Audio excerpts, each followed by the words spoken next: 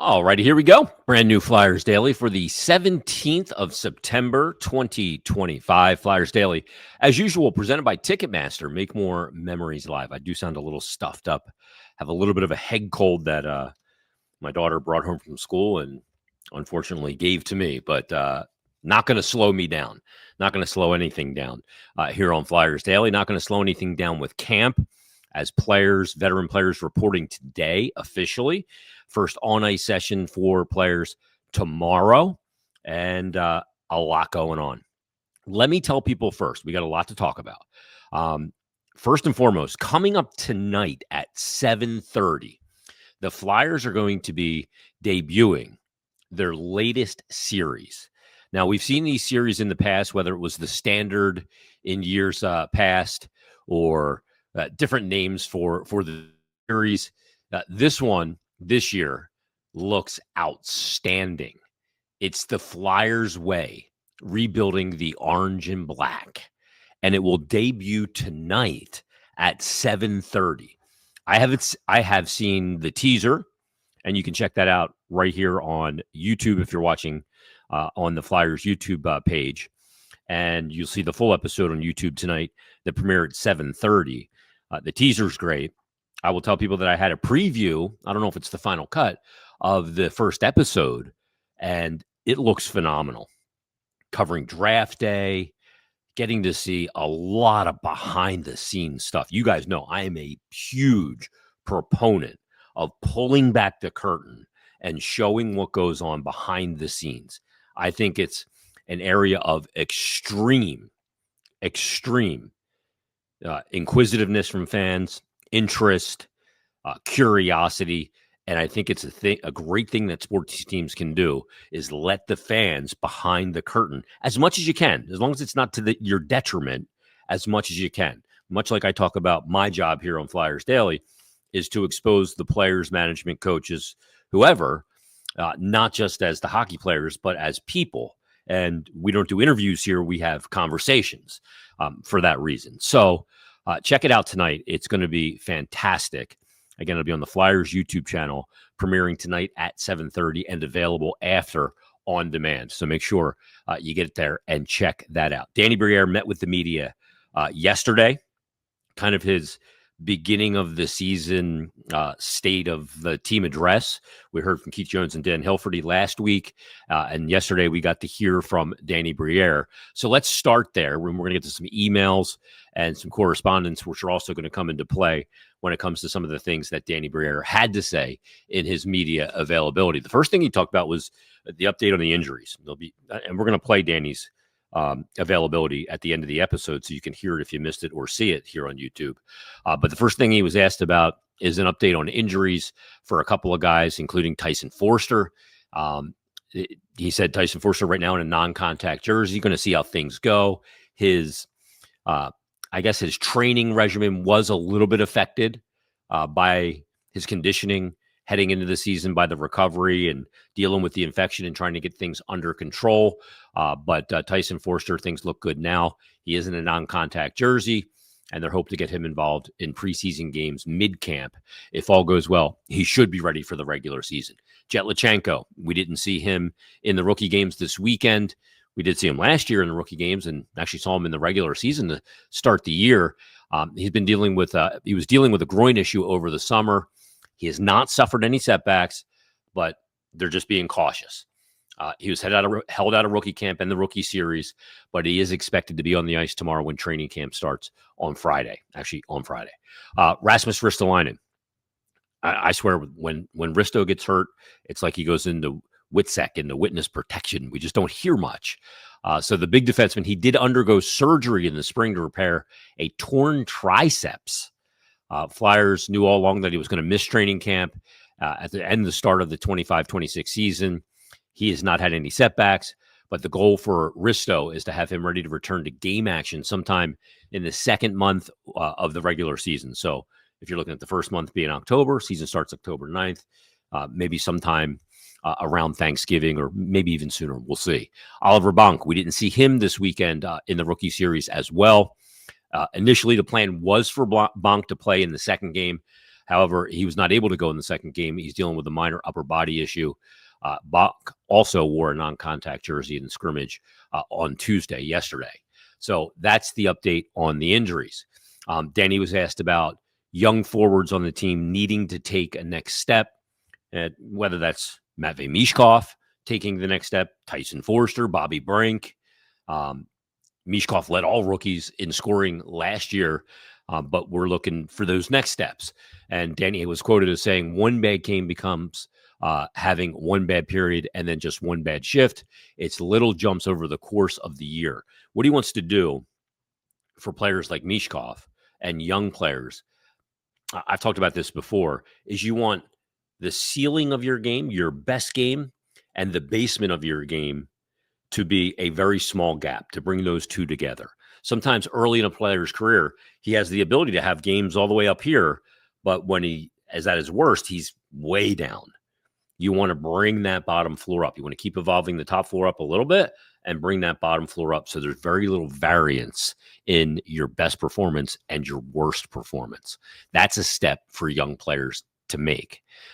Also, speaking of taking a step, York and Drysdale and the D-Corps, he directly identified Cam York and Jamie Drysdale as two very critical players who got to find their A game on a very consistent basis. Drysdale finished the season last year very strong. It wasn't a total season. Cam York had a really good season 2 years ago. Last year, it was a little all over the place. So he wants both of their seasons to become more consistent and go to a higher level, and also add the offensive element from the blue line. We'll see if both of those guys are involved in PP1 or PP2. I think both should be given a legitimate chance, and we'll see where that goes. He also talked about Emil Andre and how he needs to really have a good camp to solidify himself as an NHL player. He said the version of the team saw early last season has to become the consistent version. And he was really good when he first got into the NHL last year, but he got banged up a little bit. He needs to learn maybe how to take a hit a little bit better with less impact and learn from that so he can preserve himself and be able to be an impactful player. What I know about Andre, head is always up, can make plays, can make that first pass out of the zone. Power play actually looked good when he was quarterbacking it. So maybe that's part of the equation as well, but we'll see where that goes. Obviously, goaltending was brought up for the sheer reason that Danny made a trade. They trade Ivan Fedotov to the Columbus Blue Jackets. No retention on the $3.25 million cap hit that remains. It's not $3.25 million in actual cash that Columbus is paying. It's about $700 and change, I think. But the cap hit is full for the Columbus Blue Jackets. For Ivan Fedotov, he moves on. That means the number 3 job, and Danny Brier said this in his press conference, the number 3 goalie on their depth chart right now is Alexei Kolosov. So he needs to develop in the AHL. He didn't seem amenable to that last year. Obviously, the team has gotten some kind of assurances from either Kolosov, his agent, or both, that he's ready to take on that challenge and develop in the AHL. And what we do know about the NHL is you're often going to need more than 2 goalies. You're going to need more than Sam Ersson and Dan Vladar at some point because it's a long year. And there are times when goaltenders go down with injuries. Vladar's never played over 30 games in a single season. Ersson had some injury problems last year in and out of the lineup. So Kolosov, good that he has some NHL experience, going to get a lot of playing time down with the Lehigh Valley Phantoms. Plus Carson Bjarnason will be there. He's going to settle into his first pro season. I don't think you see a ton of Bjarnason this year. I think 30, 32, maybe 35 games is about the right number. And we'll see how he, kind of gains over the season. And one of the other things, and I know Bill wrote about this as well, Bill Meltzer, was Danny was asked about the rebuild in total and how important this season is to make the Flyers an attractive place, a destination team. And we've talked about that quite a bit too. You got to show growth.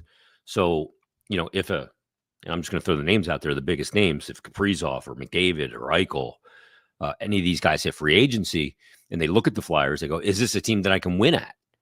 Because if David leaves, it's because he doesn't feel he can win in Edmonton. and he's going to get money no matter where he goes.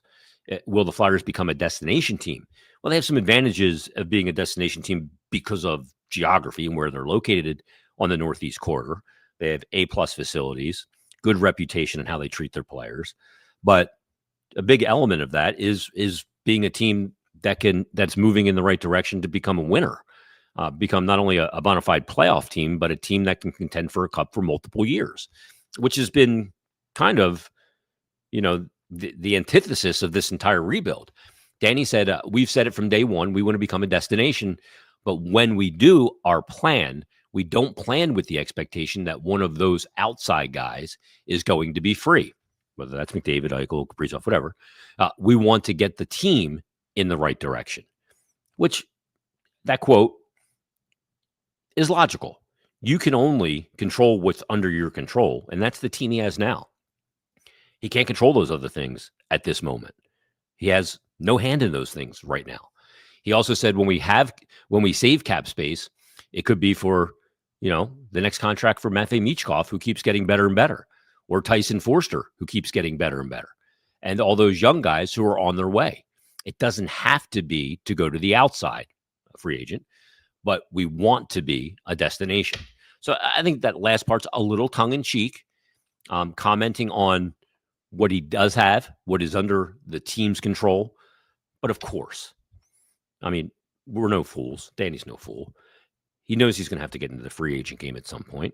And there's just not much use of putting a lot on the record right now about it when you haven't become that team yet, or you don't know exactly who's going to be available. So he was cautious with his words there. He was asked about Carter Hart and said that he has communicated with Carter Hart's representation, his agent, and that Carter prefers a fresh start somewhere else. And Danny said that would be the only comment he would make on that. That is consistent with some correspondence I had with Carter a while back, even before his leave.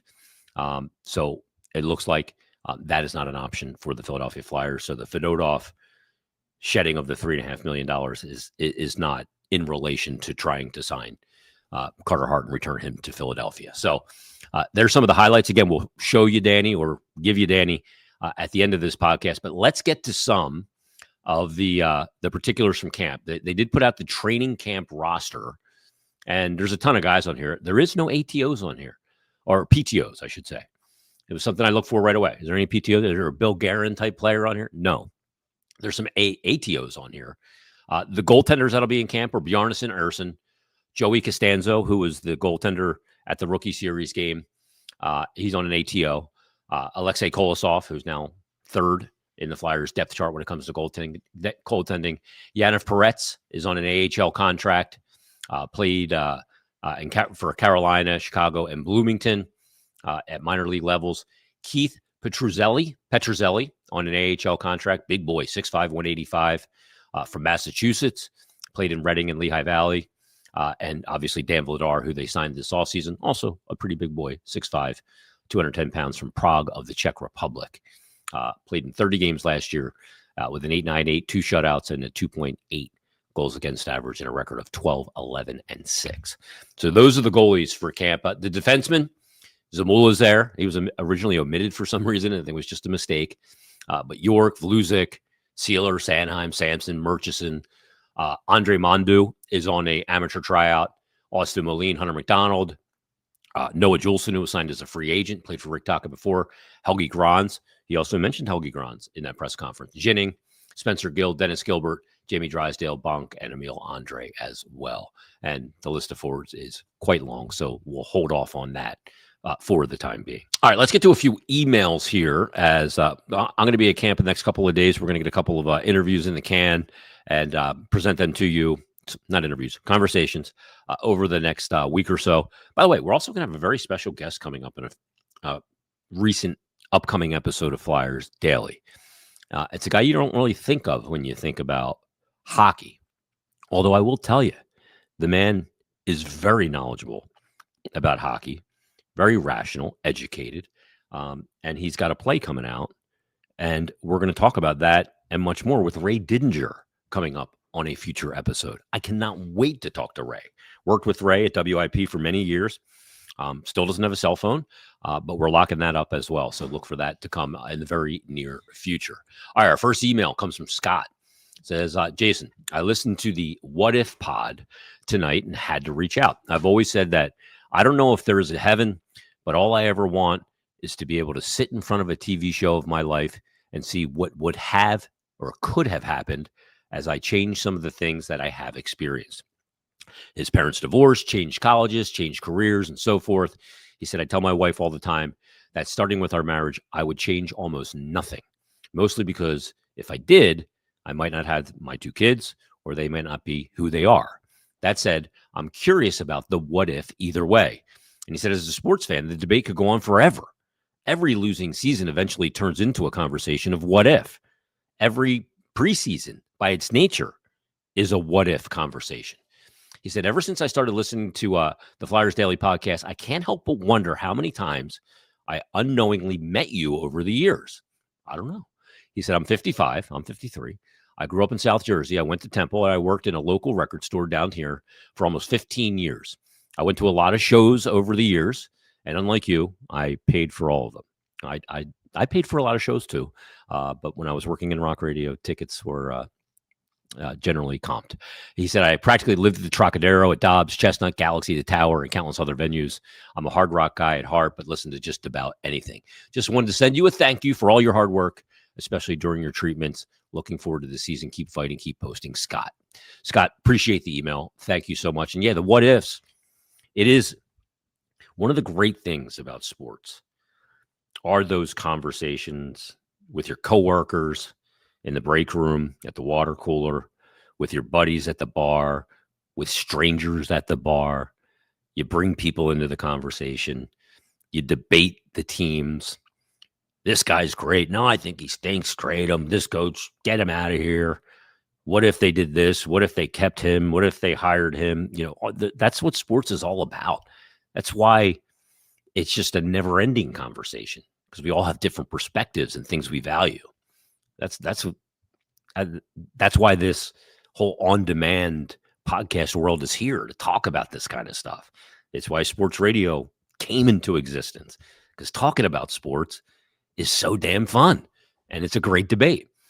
Tim Robinson tweeted and said, Tyson, even to camp, he has some training camp observation. Tyson was in a blue jersey, although the veteran players aren't officially in camp from when he saw this yesterday. He said the D looked huge from ice level, and Zegras and Coots were practicing face-offs against each other. Thank you for your commitment to the Flyers, the game, and we the people. Jason, keep the faith. Tim, thanks for the email. Much appreciated. All right, this one comes from Pete. He says, hey, Jason, got to pop on the internet and see the third period of the second game of the rookie series, which was the worst part of the whole series to see, but that's the way she goes. It was still great to see some doggone hockey. Yeah, by the third period of the second game, it was a little rough. The game was a little rough. He said, then this morning I saw the Fedotov trade announced, and it sure seems like a low-risk salary dump, and it tells Kolosov the Flyers are pushing in their chips on developing him in the AHL, and now it's up to him to show a similar commitment. Totally agree. He said Fedotov has almost zero chance of becoming a number 1 or a 1A NHL goalie, so it sure looks on the surface that this can only help speed up the rebuild. Continued improving health to you, and thank you for all the insight, Pete Young. Thanks for the note, Pete. Yeah, I mean, Fedotov is going to be 29.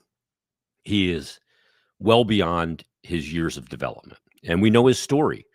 Maybe things would have been different if the pandemic didn't hit, or the war between Russia and the Ukraine, or any litany of things would have been different had he been able to get here at 25 or 26, and they could have polished his game, updated elements of it, sharpened it at that time. It didn't happen, unfortunately. And that's just kind of is what it is. There's really nothing that we can do about that at this point. But I wish him the best of luck in Columbus, because I really liked him. He was a fun guy, and damn it if he didn't learn how to speak English really quick. And I enjoyed having conversations with him. When you're a 5'7" goaltender like I was, and he's a 6'7" goaltender like he is, you love to pick his brain on how he sees playing the position versus how I saw it a foot lower. So it was always interesting. This one comes from John, a DM. He said, Jason, I think any playoff talk can come down to having average goaltending, so league average goaltending, and an average power play. Thoughts? Any improvement from Tippett, York, and Drysdale, contributions of Zegras is just the cherry on top. Yeah, league average goaltending, I think if you're going to have any chance of making the playoffs, is a must, which means not only league average goaltending, but much better 5-man unit D zone coverage, because the two go hand in hand. Goaltending, as Kevin Woodley says, does not happen in a vacuum. Oftentimes, a goaltender is a product of his environment. The environment needs to be better, and the goaltending needs to be more consistent and better. And one thing that needs to come out of the goaltending is the ill-timed bad goal. It's going to happen from time to time. A goalie's going to give up a cupcake, a muffin. It's going to happen. It happens to every goalie at every level. Even the great Marty Brodeur, even the great Patrick Waugh, even the great Ken Dryden and Bernie Parent and the greats Hasek from every era. You give up some bad ones. But it's when you give them up, how you respond to them. And it just can't be something that repeatedly happens because it's too deflating. So that's my thought on the goaltending. An average power play. They've had the worst power play, and it looked worse than it even was statistically. If they can get that power play from 12, 14% to 21, 22%, that's about league average, then it's a far different team. Because again, my opinion, as someone who played the game for a long time, even being a goalie and being a coach for over 20 years, that when you have a power play that goes on the ice consistently and gets nothing out of it, has it look horrible, it is deflating to the team's performance going forward. And it's almost like when you get a power play on the bench, you're like, oh, geez, here we go again, knowing it's going to be embarrassing. And that's what it became. But if they can improve that power play and get it to league average, that'll feel like a coup and a half here in Philadelphia after the last 4 or 5 years of power play struggles we've seen. If they can get it to league average and you get that league average goaltending and D-zone environment, and you get some improvement from Tippett, more consistency, more offense that's created not just individually, York with a bounce back year and Drysdale with a consistent year, game 1 to game 82. Not saying he has to be perfect all the way through. And then the contributions from Zegras, if he gets back to becoming a 65-plus point player, and that skill that he brings and what he'll bring to the power play, well, then you're talking about a much different team.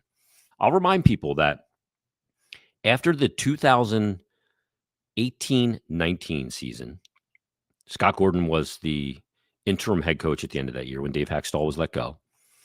And they made some moves that offseason. And they weren't huge moves. They didn't make the playoffs. Obviously, it was a bit of a dumpster fire, and they fired the coach and put an interim in. And then they went out and they hired Alain Vigneault beginning in the 1920 season. They lost Nolan Patrick basically that summer when he was having the headache issues. They signed Kevin Hayes. Did they overpay for him? Absolutely. Was he good when he in that first year 1 here in Philadelphia? Absolutely. They also went out and they signed, I think, a 33 or 34-year-old Matt Niskanen.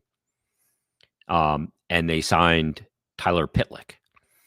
And because those two players came in, along with Hayes, and came in and filled their role, and I thought all three filled their role differently and very effectively at varying degrees of consequence. When you look at like a Pitlick who's a fourth-liner penalty killer, or Matt Niskanen who was playing top pair with Ivan Provorov, and Kevin Hayes who was a number 1, number 2 pivot, probably number 2 because Couturier was a 76-point player at that time.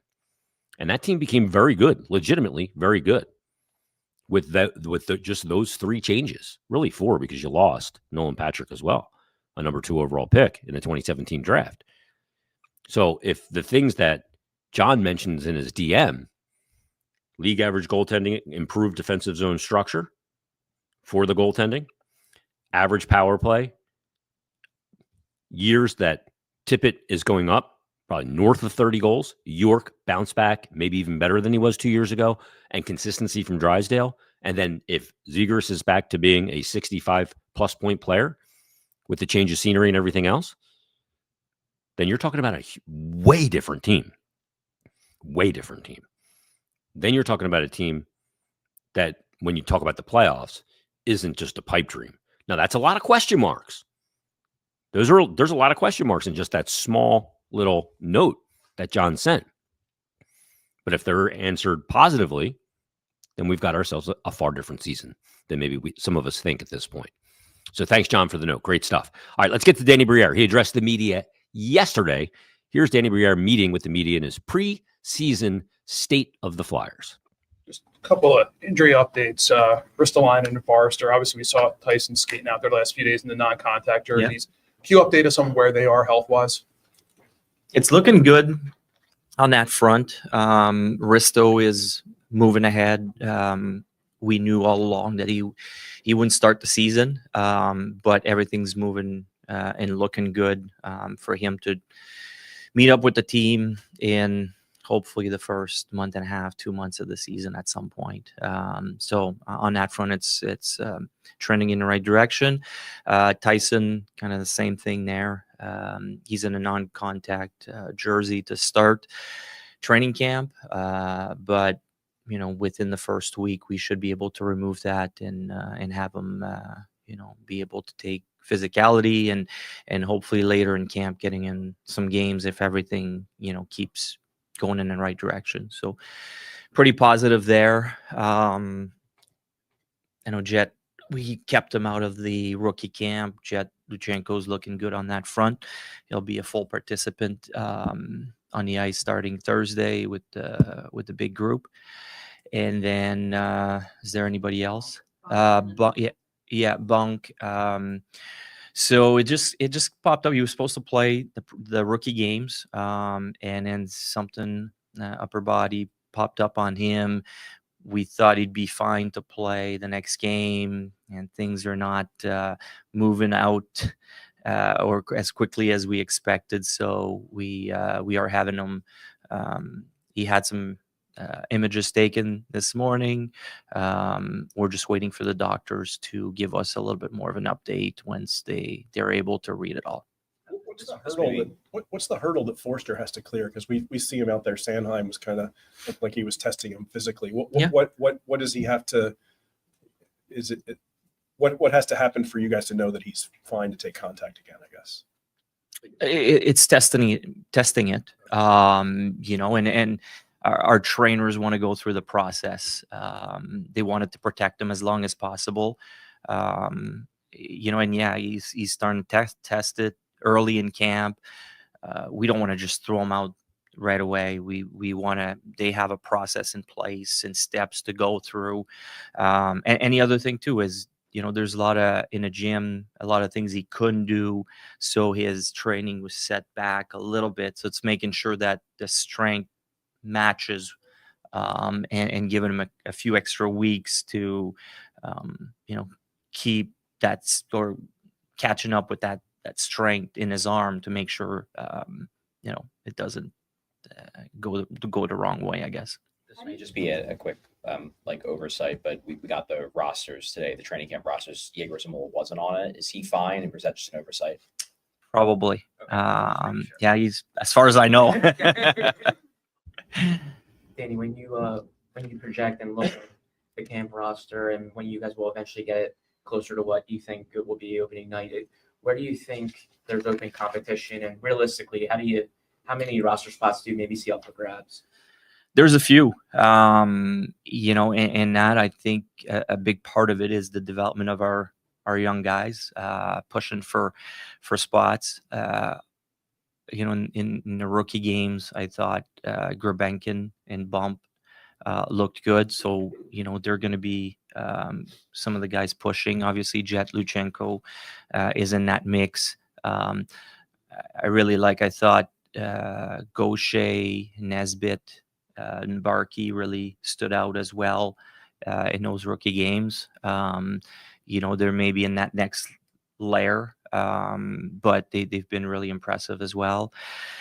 And on defense, it's interesting. Grans and Andre Bunk was going to be in that. I don't know. We're waiting to see, but he's in that mix as well.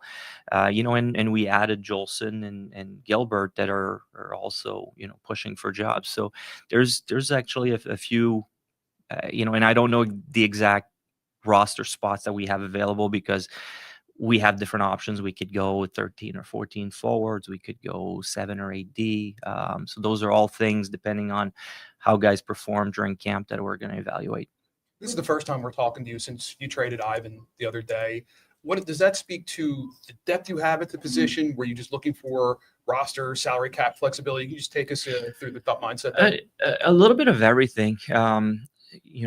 One of the big thing is it helps, gives us a little bit more space, salary cap wise, because we were close. It gives us the option now of keeping a little bit more freely 23 roster players if we want to. And the fact is Carson Bjarnason turning pro, he's a prospect that we want to develop, and having two guys that were probably going to take ice time away from him in his development. We wanted to clear the path there a little bit for him to play. Obviously now we see Kolosov as the number 3. But clearly now Carson will be the number 4 and will get some games and hopefully pushes and earns more starts as the season goes by. So it clears up some space for our young guys. And, look, Kolosov was a rough season for him last year. Didn't play a lot. I don't need to go back into that situation, but, it's important for him to play a lot of games this year. He's still young. He's still, a prospect, and it kind of opens the door for him to play more games and to start probably in the American League and just find his game, find his confidence, find the swagger that we had seen from him the previous few seasons in the KHL. And there's no worry about him going back to the KHL then this year? No. Okay. No, as far as I'm concerned, none of that exists at this point. Danny, we spoke to Keith Jones and Dan Hilferty last week, and when they were talking about expectations for the season, they said that playoffs aren't necessarily a requirement for the season to be a success, but we need to improve. Yeah. We need to show dramatic improvement. Obviously, you guys finished down near the bottom of the standings last year. Why are you confident that this team can improve this season? Well, we added a few guys. There's still there's going to be some interesting fights for. We talked. He asked me the question about the roster spots, but there's going to be some, I guess, internal fighting for responsibilities, and that's what I'm excited about. Adding a guy like Zegras, we're all kind of wondering where are things going to develop for him. He was a tremendous player for his first 2 years in Anaheim, and then he got hit into some injuries. Can he refine that form that he had a couple of years ago? Adding a guy like Dvorak, he plugs a big hole down the middle for us and help some of the young guys develop. The development of, you saw Michkov, Forster last year, Cates and Brink take a step in their game. And that's also part of the reason why, some of the guys lost responsibilities and gave us the chance to, reset in some form, the trade of Farabee, Frost, Lawton. The reality is those guys were starting to lose responsibilities because our young guys were starting to step up. Now we have more young guys that are pushing. And that to me is what is exciting is nobody can be comfortable or happy with what they've done in the past. They got to keep getting better and better. And that includes all our veterans because our young guys are starting to push and they want more and they're hungry for more. And the following year, we're going to have more of these young guys that will be pushing, guys like Martone, maybe Berglund, maybe Nesbitt. So that's really where it's exciting for me. And we expect more of a fight internally. And we hope that it's going to make us better. It's going to hopefully make us more competitive throughout the season, and maybe push to get closer to the playoffs.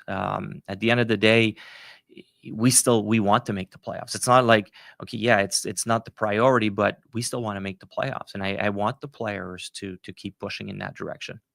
Is this like a clean slate for everyone in that regard because of, Ritaka coming in? A lot of it, yeah. And, for some of the guys that had certain responsibilities, you can't take it for granted. And it's kind of the message every year, but even more so this year with a new coaching staff and the fact that we have, new addition and some young guys that are pushing. So nobody should be comfortable with what they've had in the past. And the new addition, the new players should be excited about the chance for more responsibility. What's it been like working? I know it's only a short time and it's been the summer, but what's it been like working with Rick Toppin so far? It's been awesome. It's been great. He's getting to know the players more and more. Because you're a new coach, new organization, so he's asking a lot of questions, which is cool. But he's also starting to make his own opinion. During rookie camp, watching the guys, watching the games. Now he's getting a clearer picture of what's coming. But it's been great sharing thoughts, and I've been really impressed with him and his coaching staff and the way they're breaking the game down, and what they want to implement going into this year.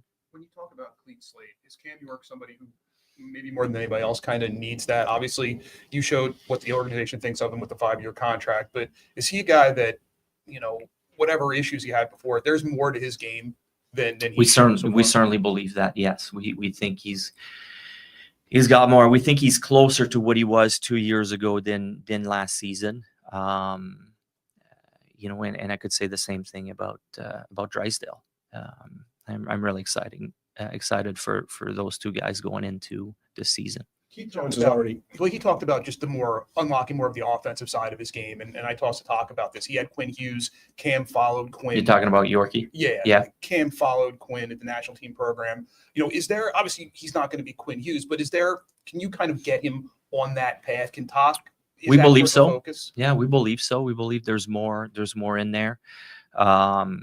He's rounded his game nicely. I mean, when I first saw him, the first time I saw him, I never thought he'd become as good of a defender as he's become, and he's fierce. I've been really impressed by how brave he is to go retrieve puck down deep, taking hits, blocking shots, taking some. Being willing to put his body on the line. I've been really impressed with that side of his game. And I think there's more offensively that, hasn't come out yet. Keith Jones said last week that, the plan is obviously not to sell players at the trade deadline like you guys have the last 2 years, but, no one knows where you're going to be in February, right? Is that the message basically from you to the team, is that, you're almost challenging them, like, if you guys put yourself in a good spot, we're not going to have to sell players. We'll Absolutely. keep together and make a run. How do you, I guess, convey that message? Absolutely. And some of the young guys that have, not young guys, older guys that have been around now the last couple of years, you're good at going into the season knowing that, if we're not in the playoff spot, we're probably going to trade players. That's not the goal going into this year. But obviously, they have to hold their end of the bargain too. They have a job to do to get us there for that to not happen. Obviously, if we're going to have to look into it if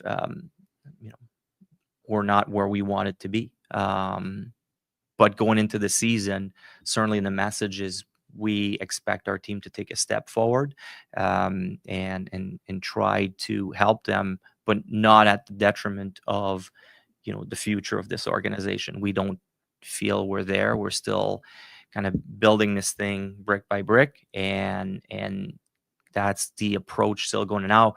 If there's an opportunity, we're going to jump on it, but we're still in the early stages of where we want to take this organization. I guess on the macro level, and to follow up to Kevin's question, you guys want to improve.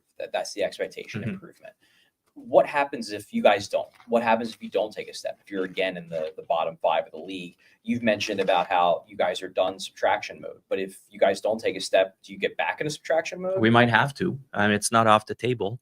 It's not what we're, I guess, looking to do at the moment. We want to keep helping the team improve and put them in a position to take a step forward. But yeah, the players will decide. And we've said that from day one. You know, the players will have a big say in that. But at the same time, you know, there's a lot of young players that we need to be patient with. They're starting to take steps, but it doesn't happen overnight. It takes time in the NHL. It's the best league in the world for a reason. You know, so there's going to be some ups and downs throughout the year. We're just, you know, hopefully not going to be in a position where we want to go in that direction again, where we move assets out to get younger or looking for draft picks. Ideally, if we do make some moves, it would be more for players that can help, you know, in maybe not quite just like right now, but like not a draft pick. Hopefully it's a prospect that's almost ready to help us. I think we're shifting away, hopefully, from only draft picks and looking a little bit more at prospects. You were talking about Cam York and Drysdale, obviously critical players on your blue line. Emil Andre is a guy you've seen flashes from on a league-wide basis, so the trend is maybe go a little bit bigger on the blue line. So what does Emil essentially have to do? What do you need to see from him for him to be part of the mix on your NHL? Well, we saw some flashes early last year. His first recall, he was controlling the game. You watched him play, and he was. It felt like he was in charge out there. And then later in the season, that kind of went away. And the reality is, with his stature, we're going to need the Emil that we saw early in the season for him to stick around and to have an impact on the game, to stay here. That's what we're looking from him. Goaltending, you were last in the league last year in save percentage, and you addressed it in Dan Vladar. But do you feel like that is a position that your progress can really hinge on how much goaltending, how much saves you get in net, or do you view it more as a team-wide kind of collective effort? Well, I said it at the end of the year, it wasn't good enough, but I think the players also have to take some of the responsibilities as well. You know, I expect the goaltending to be better, no doubt about it. I think also the system might protect them a little better. That, you know, Rick Tocchet and his staff is going to put forth. But yeah, we expect the goaltending to be better. I think Vladar will come in and probably be a little bit more support for Sam. But we do believe in Sam still. Now he's shown, he's had some flashes. I think with Sam having a guy there to protect him and not him having to, or expecting him to play, you know, 3 games a week, should probably help Sam in the long run. That's my feeling. But Sam is still developing, and we still believe in him. Danny, obviously, Carter Hart is eligible to sign a contract on October 15th. Is that something you guys are willing to? Are you willing to speak to whether you're interested in that or not? So the only comment I'll make on that is that his representative, Judd Moldaver, has reached out and kind of told us that in light of everything that happened in the last year and a half with Carter, they felt and Carter felt that it was better for them to look for a fresh start. So that's where it's at, and it's the only comment I'm going to make on it. Both Dan and Jonesy said that they have confidence in your work and your timeline and so forth. How important is it for everybody to sort of be on the same page here as far as taking the patient approach to the future? Well, we've had the support of Dan Hilferty from day one as far as the support. And I'll go back to what I was saying, 2 years ago. The goal is to build a team that's going to become a contender for years to come. That the goal is not just to make the playoffs 1 year, get knocked out, disappear for 2 years. We want to build a team, and that's why it's not just about making the playoffs.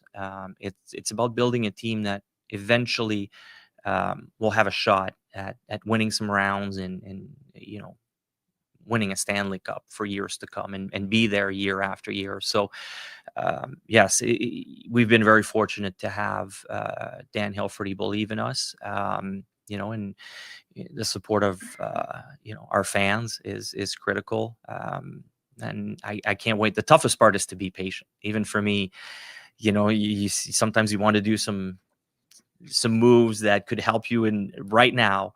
And that's the tough part. But I try to remind myself that the goal is to build a team that's going to be sustaining that level for years to come, and not just for 1 year and then reset after the year and try a different way again. So I really appreciate it, what the fans' patience and Dan Hilferty and his crew for that support. One or two more. What are your expectations for Matvei Michkov in year 2? To keep improving, to keep finding more consistency. Obviously, we're all excited about what he's shown last year and what he can become. But yeah, the biggest thing for him is to keep improving on that, and to keep showing that game after game. And look, it's not just him, right? It's any rookies you go through that. And it's tough. And it's tough to. I remember as a player, one of the toughest thing is, you have those ups and downs, and instead of having those big waves, is having those little bumps along the way, and that comes with experience. It comes with time, and that's what I want to see from him, is those downs. Maybe they're not as dramatic, and those bad games are not as bad. After a while, it becomes, instead of one bad game, it becomes one bad period, and then eventually it's just one bad shift, and and that takes time. Every rookie goes through it. So that's kind of what we're going to be looking for from him this year. There's obviously a whole lot of big name players that have still not re-signed. I won't mention any names, but haven't re-signed with their respective clubs and could be free agents next year. From an organizational standpoint, I know you're trying to improve because you want to just start taking steps in the right direction. But is it also about showing the rest of the league, and maybe showing some of these players that could be available, that this is a place where you're going the right direction, you're moving the ball the right way, so that maybe if one of these guys does hit free agency, they look at the Flyers as a potential destination? Well, we've said it from day one that we're trying to, yes, again, we want to become a destination. But when we do our plans, we don't plan with the expectation that one of those guys is going to be free. We want to do it to get the team in the right direction. And when we plan, we look at, okay, yeah, we're going to save some cap space, but it could also be for, a Matvei Michkov, who keeps getting better and better, and Tyson Forster keeps getting better and better, and all those young guys that are coming. It doesn't mean that we're looking to go on the outside to do that, but we want to be a destination, and destination also that our players that are here appreciate what they have and want to stay here. That's why we do it. Now, if something comes up down the road in 3, 4, 5 years and it works, yeah, hopefully, there's a team or a player that gets us overboard and wants to play here. But most importantly is doing it for the players that are here, and that they want to stay here and want to keep, pouring their hearts out in the off season to get ready for the season, and willing to put everything on the line every single game to to get our team better and better. Thanks, Jay. Thanks, guys. Good stuff there from Danny Brier. Obviously very comfortable in discussing things with the media. You never feel like you're having, the wool pulled over your eyes. You feel like you're getting some really honest answers and feedback. Even though he can't go as far as maybe some of us would like at times, you're getting genuine answers and not just cliches and lied to. Part of a GM's job is to lie at times. But anyway, good stuff from Danny Brier. So we appreciate him doing that as well. We'll catch up with Danny as well in the next week or so here on Flyers Daily. And we'll have some guests for you coming up on Friday as well. So everybody, thanks for listening. Thanks for watching. We'll talk to you Friday on a brand new Flyers Daily.